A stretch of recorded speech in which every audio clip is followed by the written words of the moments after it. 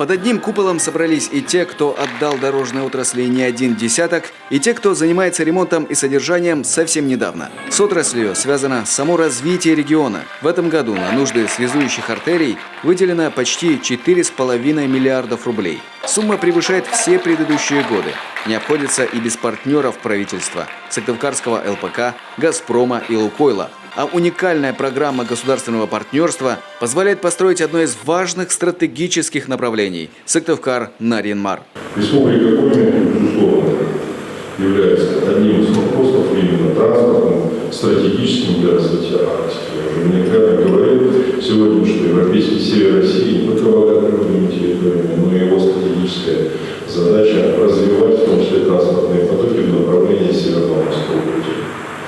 Сегодня в рамках заседания Арктической комиссии были сделаны нами соответствующие предложения.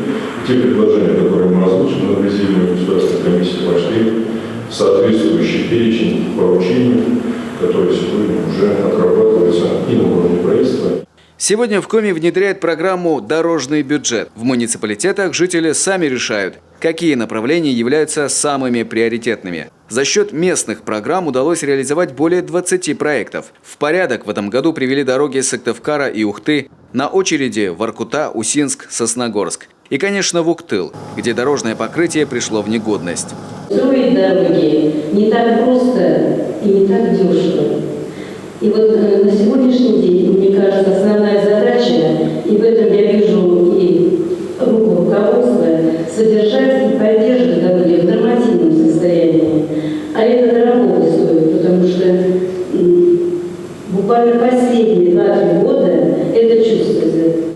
Награды от главы получают ветераны дорожной отрасли. Среди них Владимир Лебедев. Дорожным делам он посвятил 20 лет жизни. Он зарекомендовал себя грамотным специалистом, профессионалом дела. Владимир Петеримович работал в области безопасности дорожного движения. У нас методики действуют ровно те, которые действуют во всем мире. И если обратиться к истории, мы имеем возможность немножко оглянуться назад, поскольку находимся в преддверии 95-летия дорожной отрасли, то в 20-е годы прошлого века, например, производственная мощь отрасли измерялась количеством телег, количеством артиллерийских передков, количеством конных грейдеров. Сегодня посмотрите, что выходит на наши улицы. Это самая современная техника. Объемы работ с каждым годом растут, но без развития дорог замирает и развитие территорий.